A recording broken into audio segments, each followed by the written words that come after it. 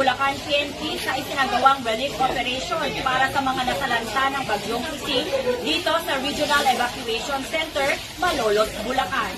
Pinasimulan ng mga lokal na pamahalaan ng lalawigan ang naturang relief operation, katuwang ang mga kapulisan ng Bulacan sa pamumuno ni Police Colonel Angel L. Garciliano, Acting Provincial Director ng Bulacan Police Provincial Office, kasama ang iba't ibang ahensya, advocacy support groups at non-government organization.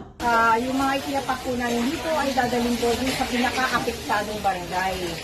Dahil hindi naman po lahat siyempre makaprepare, pero unahin po natin yung talagang may tunay na pangangailangan. Tulong-tulong ang bawat isa sa repacking at pamamahagi ng mga food packs upang matiyak na maihatid ang mga ito sa bawat barangay na lubhang naapektuhan ng bagyo. Ang layunin na po dito ay matulungan po yung ating mga kababayan na nasalanta po at biglang naapektuhan, mga hindi pinakalapatrabaho.